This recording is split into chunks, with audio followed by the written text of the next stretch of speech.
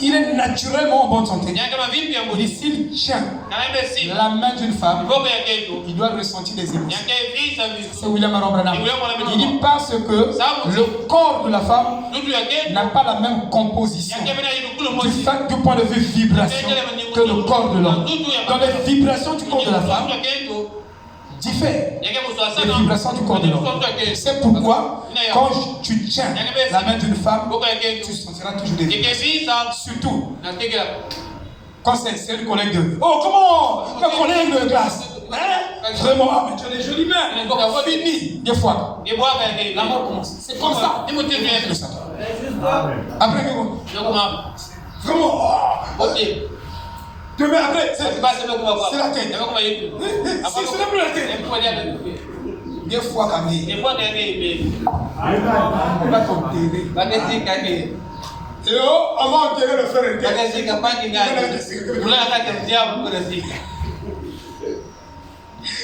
moi, je n'ai jamais incriminé, hein. Mais je prêche la vérité. Ça, je vous dis la vérité. Je ne dirai pas le contraire de ça. Amen. Je ne viendrai pas pour vous. Non. Non. Je n'ai pas fait ça. J'ai vu. Frère Branham dit, même si tu es rempli du Saint-Esprit, le Saint-Esprit déborde sur tes amis. Demandez la sœur Ingrid. La sœur Ingrid, c'était vraiment ma camarade. Je l'amenais partout où je partais prier. Fais le prière. Ingrid, on va. Je demande au frère Marc. Mais maintenant, il y a une église. Demande-la. C'est elle qui peut vous dire que le type là, c'est un vrai homme de Dieu. Un vrai. Parce que je sais vite me garder dans la sainteté. Elle aussi savait se garder dans la sainteté. Vous voyez ma frère? Amen. Amen. Vous devez garder vos corps. Où que vous soyez. Ne méprisez pas la jeunesse. Hein, Sephora? Je parle à vous deux. Quand je dis Sephora, c'est vous. Amen.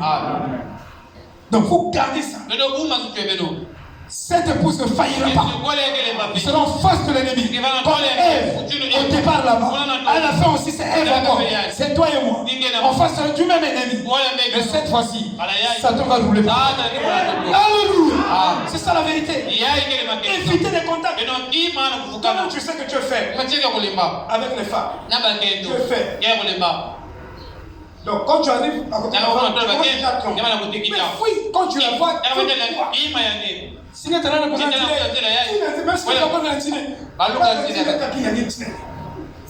moi j'ai fait ça. Parce que si je... Attends, je ne suis pas faible. Mais un peu fort. Par la grâce de Dieu. Mais je fais les femmes. Il y a une femme, une jeune fille. C'est ma soeur Céline n'est pas là. Je l'enseignais à Afrique.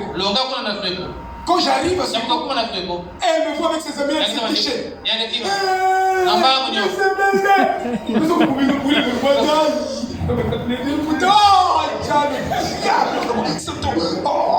Je commence à prier. Ça, je vous dis. Oh, mais je suis allé la réclamer. Je ne parle pas de Bruno de Saba. J'ai dit, c'est parce que c'est lui qui était l'intendant. J'ai dit, papa, va blâmer d'abord la petite. Va la blâmer, sinon je reviens. Demain, je ne reviens pas ici. On appelle la fille. Oh, la grimacée, elle était jeune. Oh, la grimacée, on va dire, papa, j'ai fini. Une semaine après, elle s'est calmée. L'autre semaine, je la vois venir chez moi là. Un jour. Mais mon couille est devenu la elle est venue te courir là. Maman, je veux mourir. Bon, papa, côté. Frère, je me suis sauvé. Je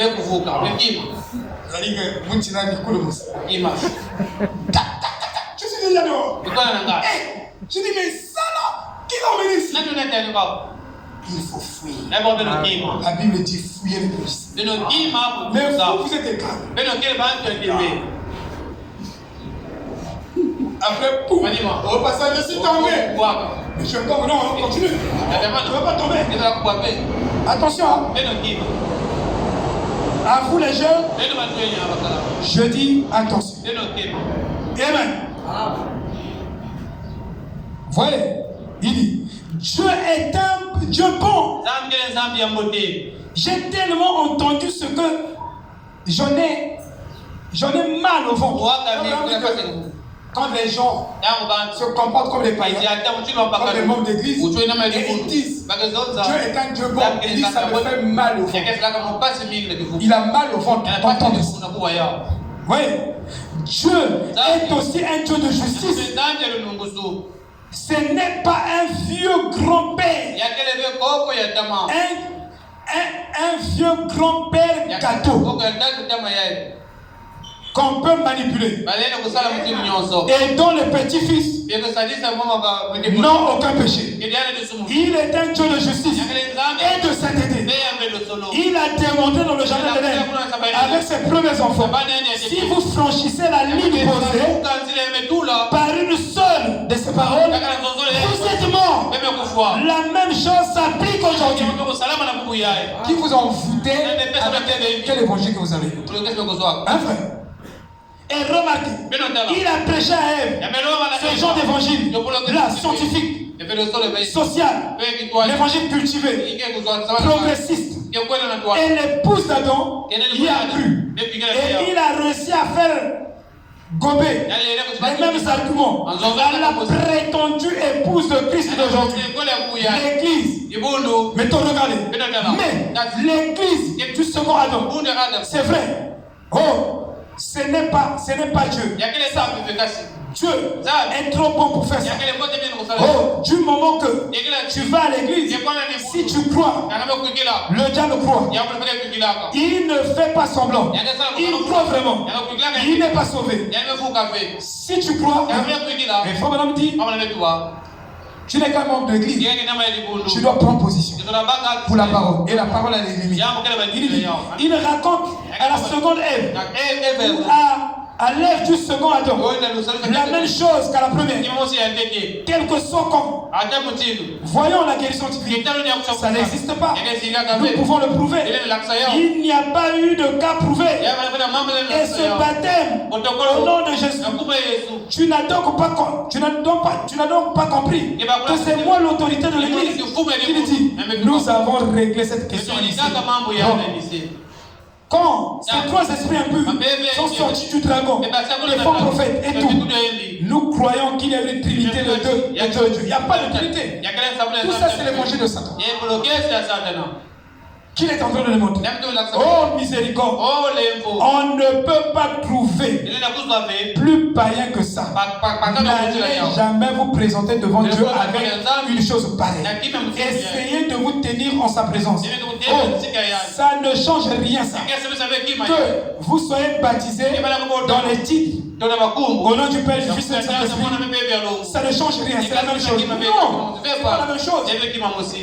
Parce que dans Acte 2, Pierre dit, faites-vous baptiser au nom du Seigneur Jésus-Christ pour la rémission de vos péchés. Mais si vous vous faites baptiser au nom du Père, du Fils et du Saint-Esprit, ce n'est pas ce qu'on vous a dit. Amen. Ça changerait quelque chose. À un point tel que Paul a dit, ordonné, a dit à un groupe de baptistes de se faire rebaptiser. De quel baptême avez-vous? Du baptême de Jean. Ça ne change rien. Non, ça change quelque chose. Vous devez vous faire rebaptiser au nom du Seigneur Jésus. Vous voyez, frère? Je vais lire la partie des enfants qui vont avec les trucs là.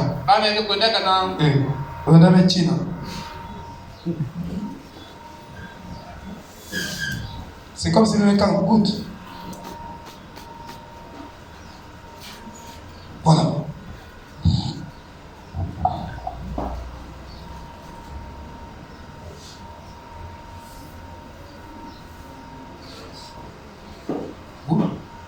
Ok. Remarquez, Satan s'y y est pris pour amener les gens de cet âge scientifique du temps de l'œil à s'appuyer sur leur intelligence. La Bible nous dit dans les proverbes de ne pas nous appuyer sur notre intelligence et que toute toute parole d'homme soit reconnue pour mensonge. Et que celle de Dieu soit reconnue pour vrai. Mais Satan, par sa connaissance, depuis le commencement, au jardin d'Éden, il a amené les gens à s'appuyer sur leur intelligence. Et vous savez, grâce aux grandes usines Max Factor qu'il avait à cette époque-là, il a rendu les femmes si belles que ça menait les fils des hommes, les fils de Dieu, plutôt à tomber dans le péché et à épouser et à les épouser. Les femmes étaient si belles. Maintenant, prenez une femme ordinaire dans la rue aujourd'hui. Beaucoup d'entre vous ont lu cette histoire. Vous n'en aviez jamais entendu parler. Parce que c'était avant mon temps. Pierre offre. Alors ça c'est en anglais. Pierre Lee ou Pierre ou Brion. Combien ont déjà entendu parler d'elle? Bien sûr. Elle était considérée comme la plus belle femme du monde. Eh bien, il n'y a pas une seule écolière qui fréquente l'école aujourd'hui qui ne soit 2 fois plus belle qu'elle. Pourquoi non? La beauté des femmes doit apparaître dans les derniers jours. Parce que le diable, c'est le concepteur de la femme. Il va lui donner des formes de beauté extérieure pour attirer les hommes, pour séduire les hommes. Ça, c'est une parole prophétique.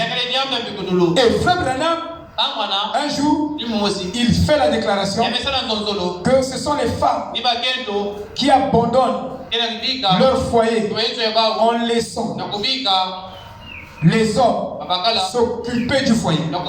Donc l'homme est là, la femme va faire sa prostitution.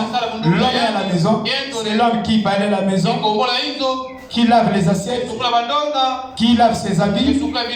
Vous les femmes qui ne voulez pas laver les habits de vos maris. Moi depuis que je me suis marié, ça fait 16 ans, 17 ans. Vous avez l'impression que c'est la même. Même moi pas trop. Ça je vous dis.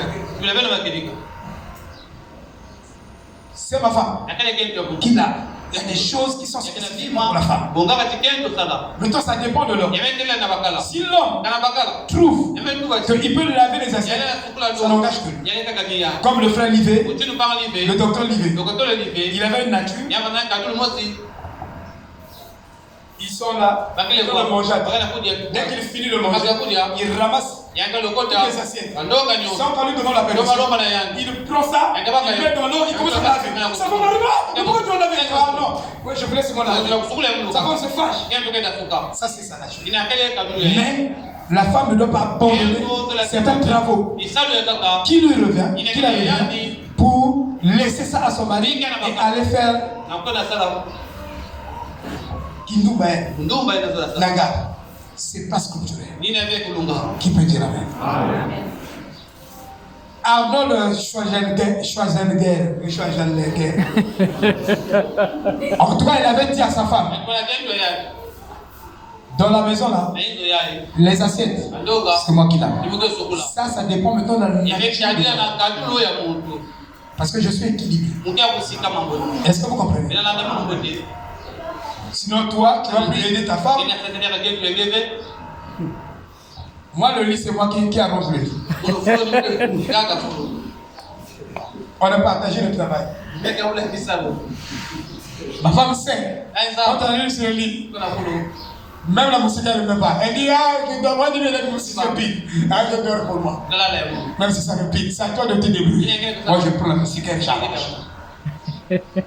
On va dire que je commande ma femme. Non, oh non. Je ne peux pas dire ça.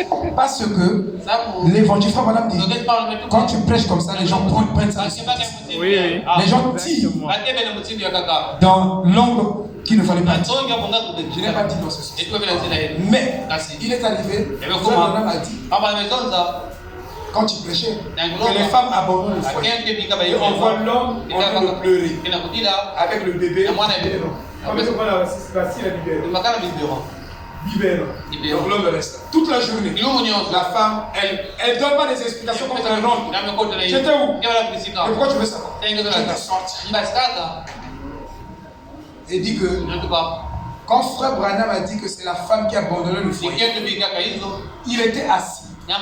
Vous savez que vous avez le droit de vérifier ce que je dis. Amen. Je dis bien, vous avez ce droit-là. Oui. Ici, il n'y a pas la violence. Si je dis la parole, c'est la vérité, non? Ça vous convaincra. Même si vous boudez aujourd'hui, l'hiver boudé, il dit que non.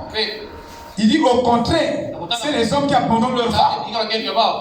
Qui abandonnent leur femme et vont faire la pagaille, la prostitution. Il dit, quand frère Branham a dit cette déclaration-là, j'étais en contradiction avec frère Branham du point de vue personnalité. Est-ce que vous savez que nous tous ici, chacun a une personnalité? Et ce que tu dis, me dis, si ce n'est pas la vérité, ça sera en contradiction avec ta personnalité. Tu vois? Donc, pour croire même frère Branham, il fallait que l'hiver tue sa propre personnalité pour croire que c'est Dieu qui l'a envoyé. Sinon, si vous ne tuez pas votre personnalité, il y a des choses, parfois des vérités que moi j'ai déjà découvert, je suis en avance, on sera en contradiction avec vous. Mais ce n'est pas un problème. Pour moi, ce n'est pas un problème. Ah oui. Et les gens confondent les choses dans le message. Moi et le pasteur, nous n'avons pas la même vision. Parce que si 80% vous êtes déjà d'accord, toi avec ta femme vous n'avez pas la même vision. Ah oui. On ne peut pas avoir, pour marcher ensemble, il n'est pas forcément, il faut qu'on ait la même vision. Je suis sorti de l'église, je n'ai pas la même vision que le pasteur. Je ne connais pas l'évangile. Frère Branham dit que il dit que chacun a une opinion personnelle qui diffère les uns les autres. Mais n'empêche que nous marchons ensemble. Parce que tu n'es pas capable de supporter les gens. Tu as une nature qui te repousse. Mais si moi j'ai quelle que soit la je t'accepte. On peut marcher. Non, mais il faut bien parler des choses. Vous êtes intellectuellement vous réfléchissez comme ça. Toi, tu travailles avec un mec. Mais vous n'êtes pas toujours la même, vous n'avez pas la même vision. Mais je supporte. Donc là-bas, tu supportes ici. Quand tu es dans le 10 seulement, tu es un voyageur. Tu cherches des fautes comme ça pour voyager. Tu es un voyageur international. Qui va passer par international? Un nomade. Et beaucoup de petits là, qui sortent des églises, ils donnent des fausses raisons. On aura toujours. L'hiver, il dit que moi et frère Branham, on a fait comme ça. Il dit, il fait une déclaration. Il dit, le commandement, c'est le message de l'église. Ça m'a beaucoup choqué. Tout le monde. Après, Saint-Esprit descend. Est-ce que le monsieur là peut te dire quelque chose qui est faux?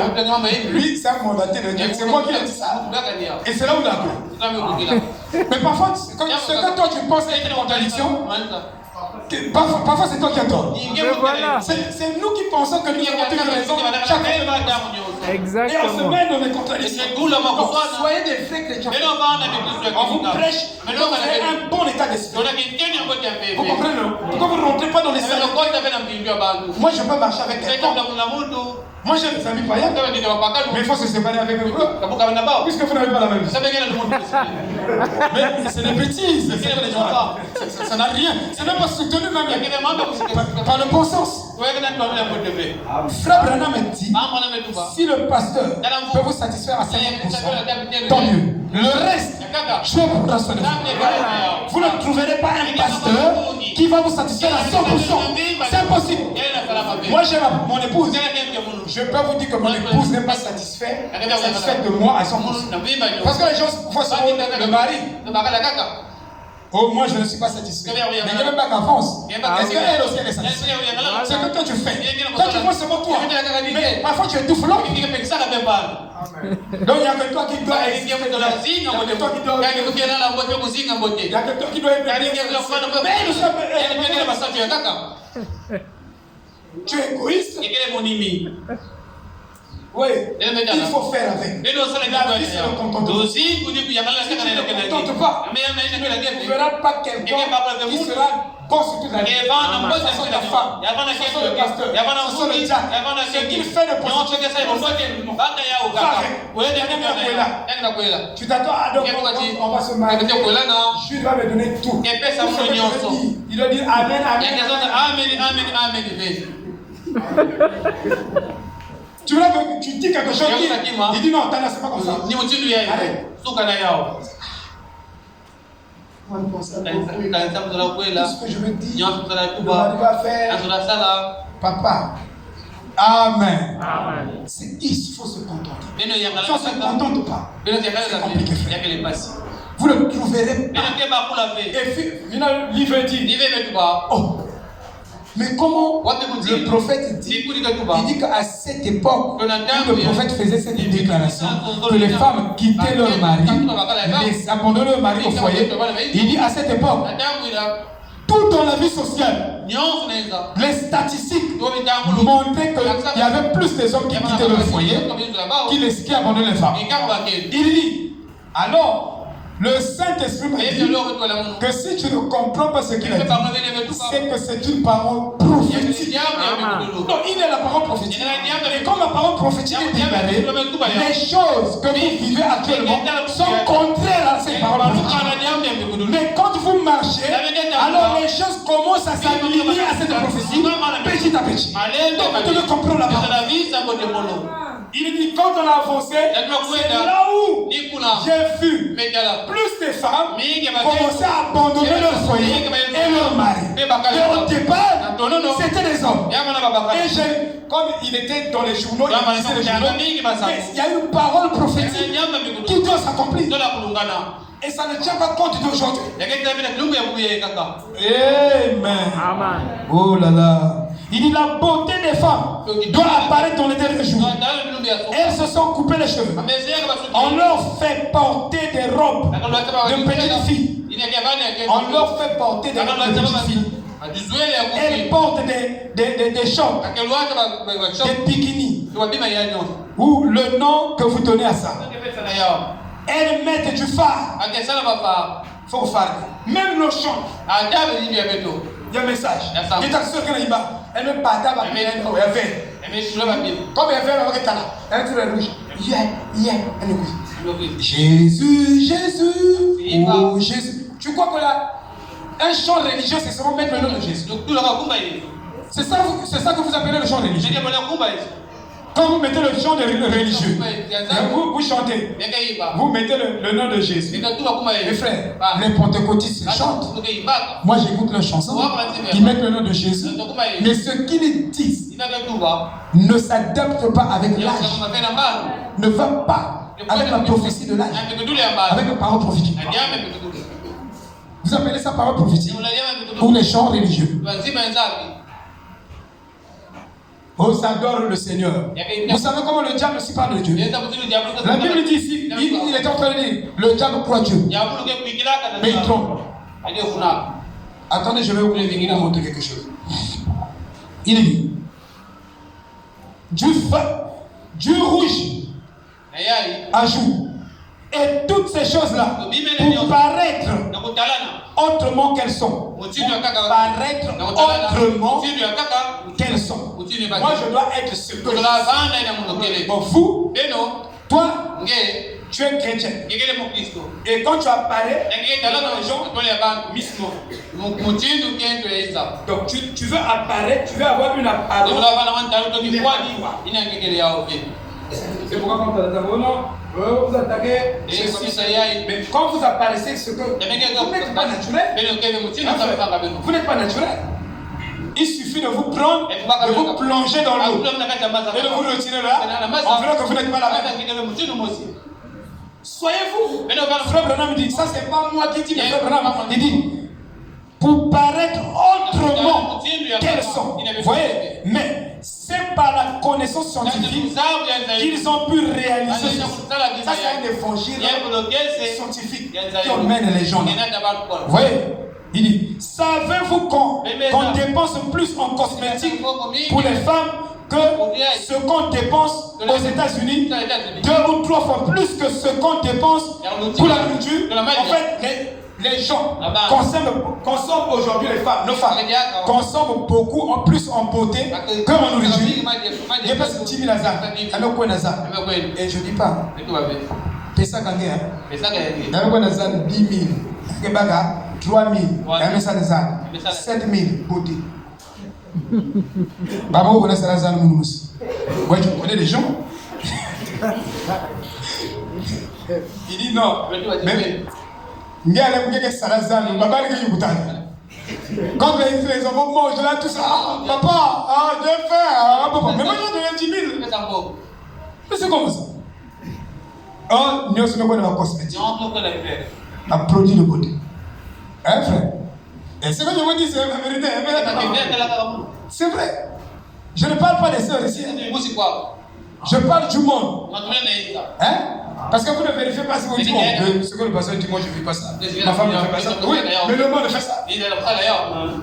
Amen. Il dit, c'est prouvé. C'est vrai en cosmétique. Je cherche ce là-bas. En tout cas, dès que je trouve ça, j'arrête. Si je ne trouve pas, on va aller même jusqu'à 17h.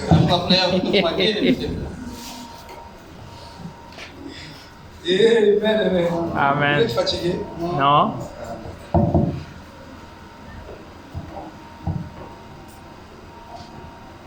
Je voulais parler de Elvis Presley. Je crois que c'est là-bas que j'ai trouvé ça. Mais Elvis Presley, il chante les cantiques des pentecôtistes. Il était un grand chanteur. Il les a inspirés tous. Tous ceux-là des pentecôtistes. Ils suivent le modèle d'Elvis Presley.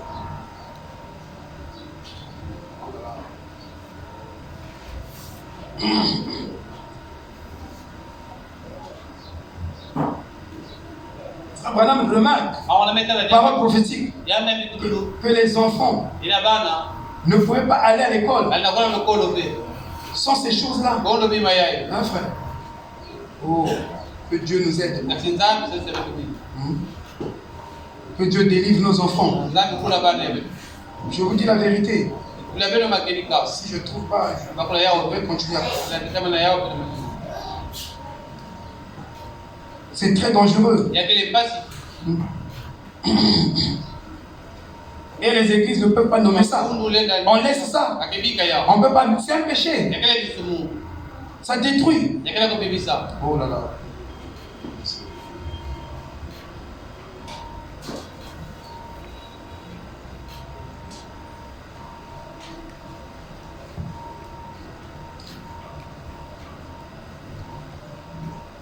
Ça détruit. Voilà. Il dit, j'ai le mot mauvais. Parce que le Dieu de cet âge mauvais. J'ai le mot mauvais. J'ai écrit Elvis au lieu de mauvais. J'ai écrit Elvis au lieu de mauvais. C'est presque du même. Il dit, c'est presque du pareil au même. C'est presque du pareil au même. Le mot Elvis signifie un chat. Un chat. Niao. Et le mot Ricky signifie un rat. Quand frère madame dit Elvis, Ricky. Quand vous dites petit Ricky, vous voulez dire petit rat. Le nom que vous lui donnez, c'est ce qu'il est. Si votre enfant s'appelle comme ça, changez vite son nom. Pour l'amour de l'évangile, n'appelez pas un enfant Elvis ou Ricky. On n'a jamais entendu des noms pareils dans la Bible. Quand vous donnez le nom à votre enfant, donnez le nom. Donnez le nom. Prenez un nom biblique. Donnez avant votre enfant. C'est pour honorer la Bible. Quand vous élevez le drapeau du pays. Amen. Beaucoup de gens ici ont cette révélation-là. Vous voyez? Et j'aime ça. Alléluia. Ni dans aucun autre âge. C'est l'âge. Le nom pour cet âge-ci. S'il n'y a jamais eu des rats et des chats pervertis, c'est bien ça. Dix Joker à $1 million et ces jeunes qui circulent, ils n'arrivent même pas à aller à l'école sans avoir un de ces petits machins enfoncés dans l'oreille. Ça, on appelle ça la parole prophétique. Ça, Billy Graham ne vous dira pas ça. Tony Osborne, il ne vous dira pas ça. Et des Oral Robert, ils ne vont pas vous donner des précisions. Il faut un prophète. Vous voyez, il dit, il n'arrive même pas à aller à l'école sans avoir un de ces petits machins enfoncés dans l'oreille et un petit transistor dans la poche qui fait boum, boum. Ça c'est frère. Vous voyez, des gens sont venus à la maison, ces gars-là, essayant de repeindre ma maison. Quelqu'un est venu peindre la maison de Frère Branham. Repeindre la maison de Frère Branham à Jackson. Et quand tu les faisais, ils ont mené sa radio.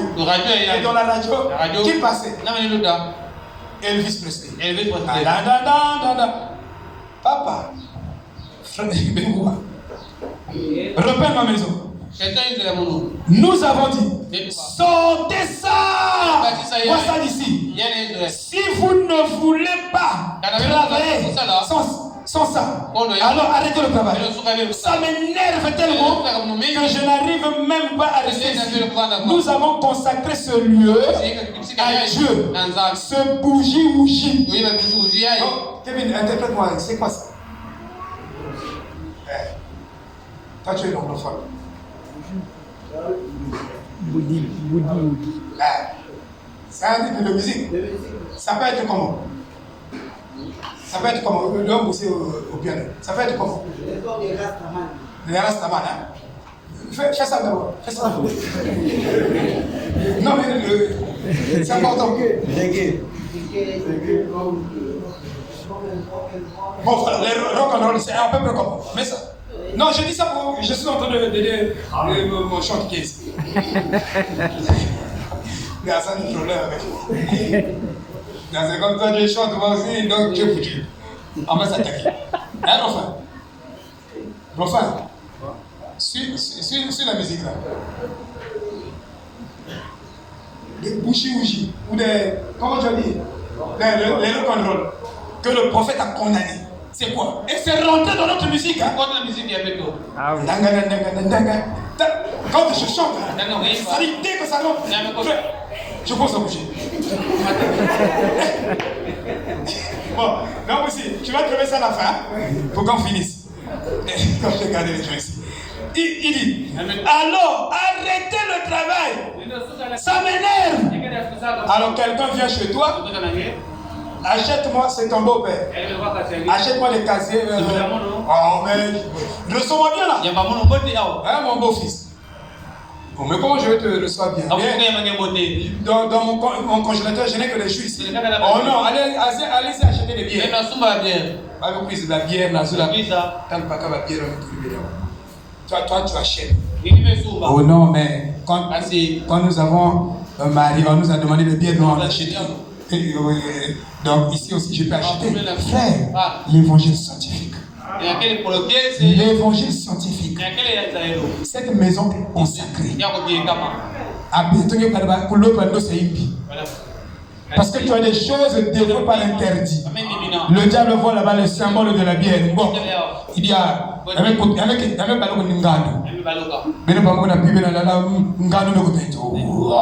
je suis là, buvez-moi. Frère, il faut faire attention. Purifiez vos maisons. Vous avez des bouteilles de casier de bière. Oh, non, je veux convertir ça. Convertir ça tout de suite. Parce que vous avez la marque de Satan. Vous appelez les démons. On appelle ça des talismans. Mais c'est passé par les sources ésotériques. Hein? Patrick Guémandon vous dit que si vous ne voulez pas que les démons viennent vous visiter, vous prenez un bol d'eau. Vous mettez beaucoup d'eau devant la porte. Et quand le diable arrive, quand il veut, le sorcier veut monter, rentrer dans la porte, il trouve comme ça la mer. La mer. Votre maison est devenue la mer. Ah frère. Mais c'est un langage que les esprits connaissent. Mets ça là-bas, c'est un langage pour les esprits. Évitez ça. Le sang de Jésus-Christ nous protège. Et la Bible dit la maison de Jacob sera un feu dévorant la nuit. Pendant que toi tu dors, les anges veillent sur toi. Oh frère, soyez des chrétiens bibliques. Il dit, ce bougie ridicule d'éternel le jour. Mais n'en voulons pas N'en voulons pas par ici. J'ai dit, éloignez-moi ça. Sinon, arrêtez le travail. Vous voyez, pourtant ils sont religieux. On dit que c'était des pentecôtistes. Ils étaient religieux, mais ils n'étaient pas dans le vrai christianisme de Jésus-Christ. Parce qu'il y a une séparation. Dieu est un séparateur. Dieu n'a pas d'un peu près de chrétien. Ou tu es chrétien, tout chrétien, ou tu es tout païen. Shalom.